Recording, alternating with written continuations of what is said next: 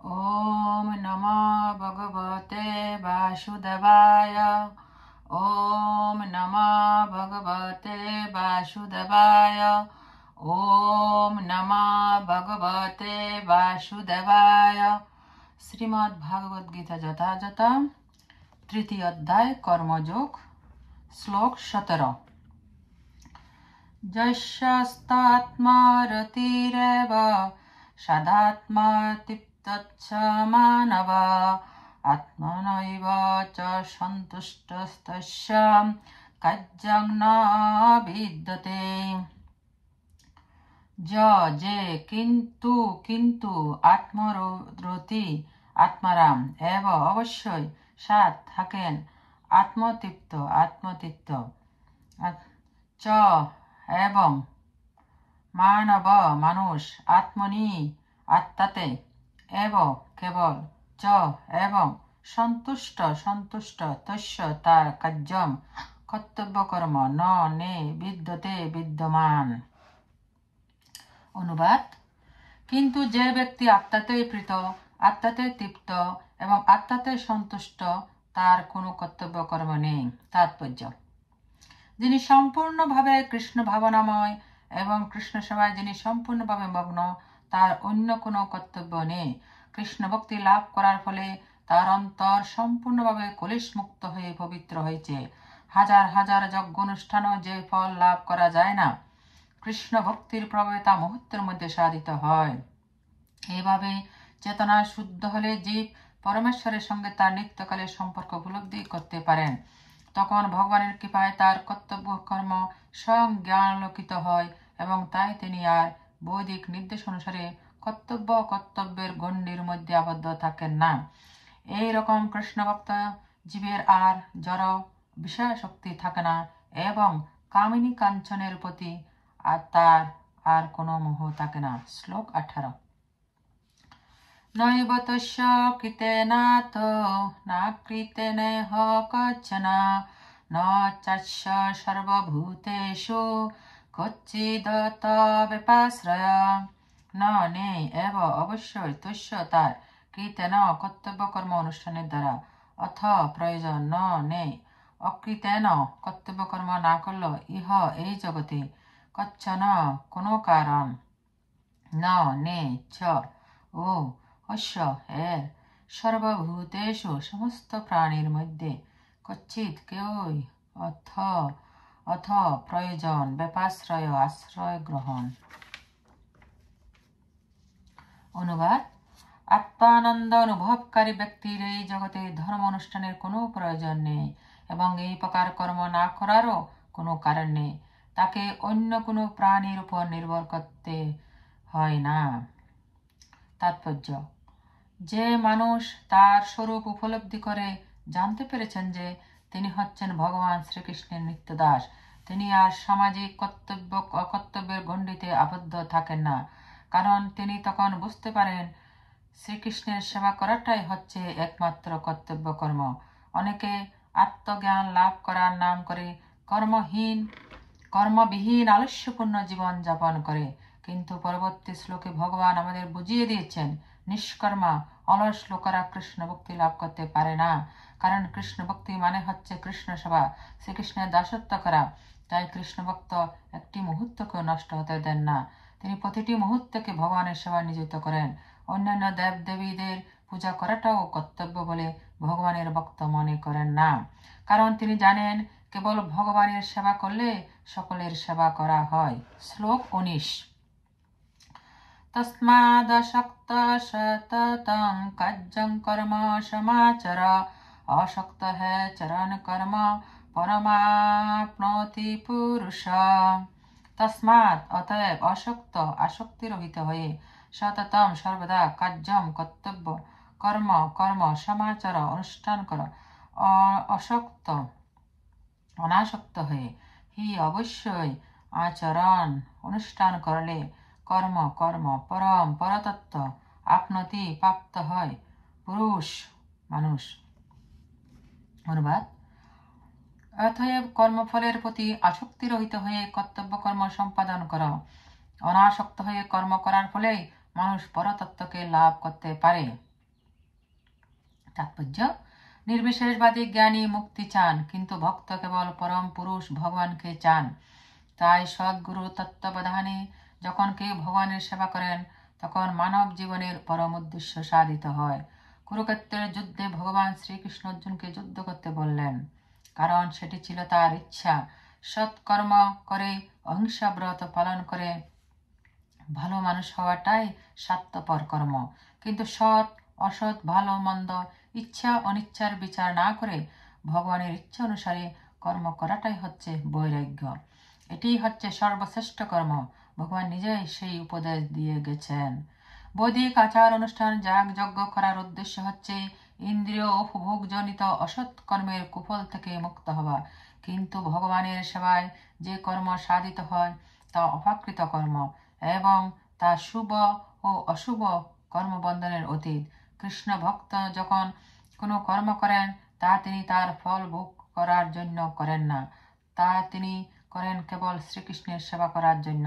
ভগবানের সেবা করার জন্য তিনি সকরকম কর্ম করেন, কিন্তু সেই সমস্ত কর্ম থেকে তিনি সম্পূর্ণ নিষ্পৃহ থাকেন। শ্লোক 20। কর্মণৈব হি সংসিদ্ধিমাস্তিতা জনকাদয় লোকসংগ্রহ মে বাপি সংপশ্যন কর্তুমহসি। কর্মণা কর্মের দ্বারা এব কেবল হি অবশ্যই সিদ্ধি আস্থিতা প্রাপ্ত হয়েছিলেন জনকাদয় জনক আদি রাজারা লোকসংগ্রহম জনসাধারণকে শিক্ষা দেওয়ার জন্য, এব অপি ও সংপশ্যন বিবেচনা করে কর্তুম কর্ম করা অহসি উচিত। অনুবাদ, জনক আদি রাজারাও কর্ম দ্বারাই সংসিদ্ধি প্রাপ্ত হয়েছিলেন, অতএব জনসাধারণকে শিক্ষা দেওয়ার জন্য তোমার কর্ম করা উচিত। তাৎপর্য, জনক রাজা আদি মহাজনেরা ছিলেন ভগবত তত্ত্বজ্ঞানী, তাই বেদের নির্দেশ অনুসারে নানা রকম যাগ যজ্ঞ করার কোনো বাধ্যবাধকতা তাদের ছিল না। কিন্তু তা সত্ত্বেও লোক শিক্ষার জন্য তারা পুঙ্খানুপুঙ্খভাবে সমস্ত বৈদিক আচার অনুষ্ঠান করতেন। জনক রাজা ছিলেন সীতা দেবীর পিতা এবং শ্রীরামচন্দ্রের শ্বশুর। ভগবানের প্রতি অন্তরঙ্গ ভক্ত হওয়ার ফলে তিনি চিন্ময় স্তরে অধিষ্ঠিত ছিলেন। কিন্তু যেহেতু তিনি মিথিলার ভারতবর্ষের অন্তর্গত বিহার প্রদেশের একটি অঞ্চলের মিথিলার রাজা ছিলেন, তাই তার প্রজাদের শিক্ষা দেওয়ার জন্য তিনি শাস্ত্রোক্ত কর্মের অনুষ্ঠান করেছিলেন। তেমনই ভগবান শ্রীকৃষ্ণ এবং তার চিরন্তন শাখা অর্জুনের পক্ষে কুরুক্ষেত্রে যুদ্ধ করার কোনো দরকার ছিল না। কিন্তু সদুপদেশ ব্যর্থ হলে হিংসা অবলম্বনেরও প্রয়োজন আছে। এই কথা সাধারণ মানুষকে বোঝাবার জন্যই তারা যুদ্ধে নেমেছিলেন। কুরুক্ষেত্রের যুদ্ধের আগে শান্তি স্থাপন করার জন্য নানাভাবে চেষ্টা করা হয়েছিল, এমনকি ভগবান শ্রীকৃষ্ণ নিজেও বহু চেষ্টা করেছিলেন, কিন্তু দুরাত্মারা যুদ্ধ করতে বদ্ধপরিকর। এইরকম অবস্থায় যথার্থ কারণে হিংসার আশ্রয় নিয়ে তাদের উপযুক্ত শিক্ষা দেওয়াটা অবশ্যই কর্তব্য। যদিও কৃষ্ণ ভাবনাময় ভগবত ভক্তের জড় জগতের প্রতি কোনো রকম স্পৃহা নেই, তবুও তিনি সাধারণ মানুষকে শিক্ষা দেওয়ার জন্য কর্তব্য কর্মগুলি সম্পাদন করেন। অভিজ্ঞ কৃষ্ণ ভক্ত এমনভাবে কর্ম করেন যাতে সকলে তার অনুগামী হয়ে ভগবত ভক্তি লাভ করতে পারে। সে কথা পরবর্তী শ্লোকে বলা হয়েছে। শ্লোক 21। যদাচরতি ষষ্ঠস্তদ্দেবেতর জন সযৎ প্রমাণং কুরুতে লোকস্তদনুবর্ততে। যেভাবে যেভাবে আচরতি আচরণ করেন শ্রেষ্ঠ ব্যক্তি, তৎ সেইভাবে এব অবশ্যই ইতর সাধারণ মানুষ তিনি যৎ যা প্রমাণ কুরুতে স্বীকার করেন লোক সারা পৃথিবী তৎ তা অনুবর্ততে অনুসরণ করে। অনুবাদ,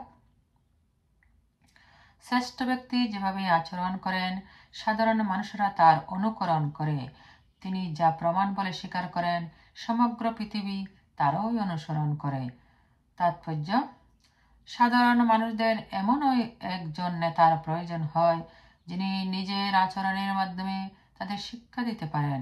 যে নেতা নিজে ধূমপানের প্রতি আসক্ত, তিনি সাধারণকে ধূমপান থেকে বিরত হতে শিক্ষা দিতে পারেন না। শ্রী চৈতন্য মহাপ্রভু বলেছেন, শিক্ষা দেওয়া শুরু করার আগে থেকেই শিক্ষককে সঠিকভাবে আচরণ করা উচিত। এভাবে যিনি শিক্ষা দেন তাকে বলা হয় আচার্য অথবা আদর্শ শিক্ষক। তাই জনসাধারণকে শিক্ষা দিতে হলে শিক্ষককে অবশ্যই শাস্ত্রের আদর্শ অনুসরণ করে চলতে হয়। কেউ যদি শাস্ত্র বহির্ভূত মন গড়া কথা শিক্ষা দিয়ে শিক্ষক হতে চায়, তাতে কোনো লাভ তো হয় না, বরং ক্ষতি হয়। মনুসংহিতা ও এই ধরনের শাস্ত্রে ভগবান নিখুঁত সমাজ ব্যবস্থা গড়ে তোলার জন্য শিক্ষা দিয়ে গেছেন, এবং এই সমস্ত শাস্ত্রের নির্দেশ অনুসারে সমাজকে গড়ে তোলাই হচ্ছে মানুষের কর্তব্য। এভাবে নেতাদের শিক্ষা এই ধরনের আদর্শ শাস্ত্র অনুযায়ী হওয়া উচিত। যিনি নিজের উন্নতি কামনা করেন তার আদর্শ নীতি অনুসরণ করা উচিত, যা মহান আচার্যরা অনুশীলন করে থাকেন।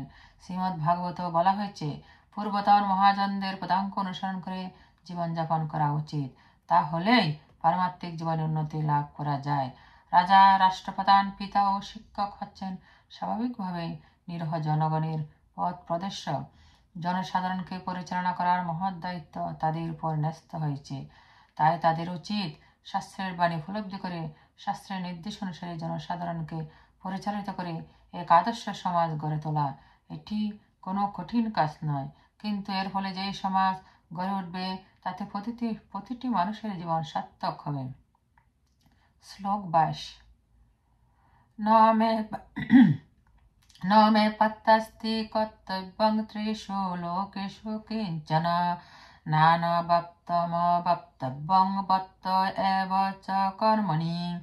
न मे আমার পার্থ, হে পিতা পুত্র, অস্থি আছে, কর্তব্যম কর্তব্য, ত্রিষু তিন, লোকেষু জগতে, কিঞ্চন কোনো, না, অনবাপ্তম অপ্রাপ্ত,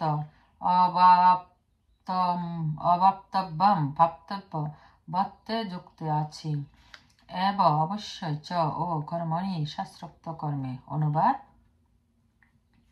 হে পার্থ, এই জগতে আমার কিছুই কর্তব্য নেই, আমার অপ্রাপ্ত কিছু নেই এবং পার্থব্য কিছু নেই, তবু আমি কর্মে ব্যাপৃত আছি। তাৎপর্য: বৈদিক শাস্ত্রের পুরুষোত্তম ভগবানের বর্ণনা করে বলা হয়েছে, তমীশ্বরাণাং পরমং মহেশ্বরং তং দেবতানাং পরমাং চ দৈবতম পতিং পতীনাং পরমং পরস্তাদ বিদামদেবং ভুবনেশ্বমিড্রেম ন তস্য কার্যং করণং চ বিদ্যতে ন তসমচ্ছাভ্যধিকঃ চ দৃশ্যতে পরাস্য শক্তি বিবিধৈব শ্রূয়তে স্বাভাবিকী জ্ঞান বল ক্রিয়া চ। ভগবান হচ্ছেন ঈশ্বরদেরও পরম ঈশ্বর এবং দেবতাদেরও পরম দেবতা, সকলেই তার নিয়ন্ত্রণাধীন। তিনি সকলকে ভিন্ন ভিন্ন শক্তি দান করেন, তারা কেউ পরমেশ্বর নয়। তিনি সমস্ত দেবতাদের পূজ্য এবং তিনি হচ্ছেন সমস্ত পতিদের পরম পতি। তিনি হচ্ছেন এই জড়জগতের সমস্ত অধিপতি ও নিয়ন্তারতী, সকলের পূজ্য। তার থেকে বড় আর কিছুই নেই। তিনি হচ্ছেন সর্বকারণের পরম কারণ। তার দেহ সাধারণ জীবের মতো নয়, তার দেহ এবং আত্মার মধ্যে কোনো পার্থক্য নেই। তিনি হচ্ছেন পূর্ণ, তার ইন্দ্রিয়গুলিও অপাকৃত, তার প্রতিটি ইন্দ্রিয়ই যে কোনো ইন্দ্রিয়ের কর্ম সাধন করতে পারে। তাই তার থেকে মহৎ আর কেউ নেই, তার সমকক্ষ কেউ নেই। তার শক্তি অসীম ও বহুমুখী, তাই তার সমস্ত কর্ম স্বাভাবিকভাবেই সাধিত হয়ে যায়। শ্বেতাশ্বতর উপনিষদ। ভগবান শ্রীকৃষ্ণ হচ্ছেন সমস্ত ঐশ্বর্যের অধীশ্বর এবং তিনি হচ্ছেন পরম তত্ত্ব, তাই তার কোনো কর্তব্য নেই। কর্মের ফল যাদের ভোগ করতে হয় তাদের জন্য কর্তব্য কর্ম করার নির্দেশ দেওয়া আছে, কিন্তু এই ত্রিভুবনে যার কোনো কিছুই কর্ম নেই, তার কোনো কর্তব্য কর্মও নেই। কিন্তু তা সত্ত্বেও ভগবান কুরুক্ষেত্রের যুদ্ধক্ষেত্রে উপস্থিত থেকে দুষ্টের দমন আর শিষ্টের পালন করেছেন, কেননা দুর্বলদের রক্ষা করা ক্ষত্রিয়ের কর্তব্য। যদিও তিনি শাস্ত্রের বিধিনিষেধের অতীত, কিন্তু তবুও তিনি শাস্ত্রের নির্দেশ লঙ্ঘন করেন না। শ্লোক 23। যদি হং ন বতয়ং জাতু কর্মণ্য তন্দ্রিত মম বত্তানুবর্তন্তে মনুষ্য পাত্র সর্বশ। যদি যদি হি অবশ্যই অহম আমি না বর্তয়াম প্রবৃত্ত হই জাতু কখনো কর্মণি শাস্ত্রোক্ত কর্মে অতন্দ্রিয় অনলস হয়ে মম আমার বত্ত পথ অনুবর্তন্তে অনুসরণ করে মনুষ্য সমস্ত মানুষ পার্থ হে পিতা পুত্র সর্বস্ব সর্বতভাবে। অনুবাদ: হে পার্থ, আমি যদি অনলস হয়ে কর্তব্য কর্মে প্রবৃত্ত না হই তবে আমার অনুবর্তী হয়ে সমস্ত মানুষই কর্ম ত্যাগ করবে। তাৎপর্য: পারমার্থিক উন্নতি লাভের জন্য সুশৃঙ্খল সমাজ ব্যবস্থা গড়ে তুলতে হয় এবং এভাবে সমাজকে গড়ে তোলাবার জন্য প্রতিটি সভ্য মানুষকে নিয়ম ও শৃঙ্খলা অনুসরণ করে সুসংযত জীবন যাপন করতে হয়। এই সমস্ত নিয়মকানুনের বিধিনিষেধ কেবল বদ্ধ জীবদের জন্য, ভগবান নয়। যেহেতু তিনি ধর্মনীতির প্রবর্তনের জন্য অবতরণ করেছিলেন, তাই তিনি শাস্ত্র নির্দেশিত সমস্ত বিধির অনুষ্ঠান করেছিলেন। ভগবান এখানে বলেছেন, যদি তিনি এই সমস্ত বিধি নিষেধের আচরণ না করেন তবে তার পদাঙ্ক অনুসরণ করে সকলেই যথাসারী হয়ে উঠবে। শ্রীমদ্ ভাগবত থেকে আমরা জানতে পারি, এই পৃথিবীতে অবস্থান করার সময় ভগবান শ্রীকৃষ্ণ ঘরে বাইরে সর্বত্র গৃহস্থোচিত সমস্ত ধর্মীয় আচার অনুষ্ঠান করেছিলেন। শ্লোক ২৪। উচ্ছিদেয়োরিমে লোকান কুজ্জাং কর্ম চেদহম শঙ্করস্য চ কর্তা সেমুপহন্যামিমা প্রজা। উচ্ছিদেয় উৎসন্ন হবে ইমে সমস্ত লোক না কুজ্জা করি কর্ম শাস্ত্রোক্ত কর্ম চেত যদি অহম আমি শঙ্করস্য বর্ণশঙ্করের চ এবং কর্তা শ্যাম হব উপহন্যা বিনষ্ট হবে ইমা এই সমস্ত প্রজা জীব। অনুবাদ: আমি যদি কর্ম না করি তাহলে এই সমস্ত লোক উৎসন্ন হবে, আমি বর্ণশঙ্কর সৃষ্টির কারণ হব এবং তার ফলে আমার দ্বারা সমস্ত প্রজা বিনষ্ট হবে। তাৎপর্য: বর্ণশঙ্কর হবার ফলে অবাঞ্ছিত মানুষের সমাজ ভরে ওঠে এবং তার ফলে সমাজের শান্তি ও শৃঙ্খলা ব্যাহত হয়। এই ধরনের সামাজিক উপদ্রব রোধ করার জন্য শাস্ত্রে নানা রকমের বিধি নিষেধের নির্দেশ দেওয়া আছে, যা অনুসরণ করার ফলে মানুষ স্বাভাবিকভাবে শান্তিপ্রিয় ও সুস্থ মনোভাবাপন্ন হয়ে ভগবত মুক্তি লাভ করতে পারে।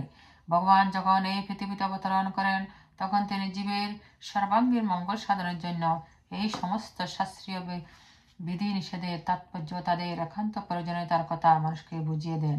ভগবান হচ্ছেন সমস্ত জগতের পিতা, তাই জীব যদি বিপদগামী হয়ে পথভ্রষ্ট হয় পক্ষান্তরে ভগবানই তার জন্য দায়ী হন। তাই মানুষ যখন শাস্ত্রের অনুশাসন না মেনে যথাসার করতে শুরু করে তখন ভগবান নিজে অবতরণ করে পুনরায় সমাজের শান্তি ও শৃঙ্খলা প্রতিষ্ঠা করেন। তেমনি আমাদের মনে রাখতে হবে, ভগবানের পদাঙ্ক অনুসরণ করাই আমাদের কর্তব্য। ভগবানকে অনুকরণ করা কোনো অবস্থাতে আমাদের উচিত নয়। অনুসরণ করা আর অনুকরণ করা এক পর্যায়ভুক্ত নয়। ভগবান তার শৈশবে গোবর্ধন পর্বত তুলে ধরেছিলেন, কিন্তু তাকে অনুকরণ করে আমরা গোবর্ধন পর্বত তুলতে পারি না। কোনো মানুষের পক্ষে তা করা সম্ভব নয়। ভগবানের সমস্ত লীলায় অসাধারণ। তার লীলা অনুকরণ করে ভগবান হবার চেষ্টা করা মূর্খতারই নামান্তর। তাই আমাদের কর্তব্য হচ্ছে তাকে অনুসরণ করে আমাদের জীবনের প্রকৃত উদ্দেশ্য খুঁজে পাওয়া। কোনো অবস্থাতেই তার অস্বাভাবিক লীলার অনুকরণ করা আমাদের কর্তব্য নয়। শ্রীমদ্ ভাগবতে বলা হয়েছে, নৈতৎ সমাচারে জাতু মনসাপি হ্যানিশরা বিনশ্যত্তাচরণ মোডাদথারু দ্রোহ দ্বিজং বিষম ঈশ্বরানাং বচ সত্যং তথেব চরিতং ক্বচিৎ তেষাং যশবচো যুক্তং বুদ্ধিমাস্তাং সমাচরেৎ। ভগবান এবং তার শক্তিতে শক্তিমান ভক্তদের নির্দেশ সকলের অনুসরণ করা কর্তব্য। তাদের দেওয়া উপদেশ আমাদের সর্বাঙ্গীন মঙ্গল সাধন করে এবং যে মানুষ বুদ্ধিমান সে যথাযথভাবে এই সমস্ত উপদেশগুলিকে পালন করে। কিন্তু আমাদের সব সময় সতর্ক থাকা উচিত যাতে আমরা কখনো তাদের অনুকরণ না করি। দেবাদিদেব মহাদেবকে অনুকরণ করে বিষ পান করা আমাদের কখনোই উচিত নয়। আমাদের সর্বদা ঈশ্বরের পথ বিবেচনা করা উচিত, অথবা যারা অসীম ক্ষমতাশালী রূপে চন্দ্র সূর্যের গতি প্রকৃতপক্ষে নিয়ন্ত্রণ করতে পারেন, এই প্রকার শক্তি ছাড়া কারো অসাধারণ শক্তি সম্পন্ন ঈশ্বরদের অনুকরণ করা উচিত নয়। আমাদের কর্তব্য হচ্ছে তাদের অনুসরণ করা। সমুদ্র মন্থনের সময় যে বিষ উঠেছিল তা পান করে মহাদেব জগৎকে রক্ষা করেছিলেন, কিন্তু কোনো সাধারণ মানুষ যদি তার এক কণা বিষও পান করে তবে তার মৃত্যু অবধারিত। কিন্তু মূর্খ লোক আছে যারা নিজেদের মহাদেবের ভক্ত বলে প্রচার করে এবং মহাদেবের বিষ খাওয়ার অনুকরণ করে গাঁজা আদি মাদক দ্রব্য পান করে। তারা জানে না এর মাধ্যমে তাদের মৃত্যুকে তারা ডেকে আনছে। তেমনই কিছু ভণ্ড কৃষ্ণ ভক্ত দেখা যায় যারা নিজেদের ইন্দ্রিয় তৃপ্তি করার জন্য ভগবানের প্রতি অতি অন্তরঙ্গ লীলা রাসলীলার অনুকরণ করে। তারা ভেবেও দেখে না ভগবানের মতো গোবর্ধন পর্বত তোলবার ক্ষমতা তাদের নেই। তাই শক্তিমানকে অনুকরণ না করে তাকে অনুসরণ করাটাই হচ্ছে আমাদের কর্তব্য। আমাদের শিক্ষা দেওয়ার জন্য ভগবান যে সমস্ত উপদেশ দিয়ে গেছেন তা পালন করলে আমাদের পরমাত্ম সাধিত হবে। কিন্তু তা না করে যদি আমরা নিজেরাই ভগবান সাজতে চাই তাহলে আমাদের অধঃপতন অবধারিত। আজকে জগতে বহু অবতারের দেখা মেলে। লোক ঠকাবার জন্য অনেক ভণ্ড নিজেদের ভগবানের অবতার বলে প্রচার করে, কিন্তু সর্বশক্তিমান ভগবানের সর্বশক্তিমত্তার কোনো চিহ্নই তাদের মধ্যে দেখা যায় না। কৃষ্ণ।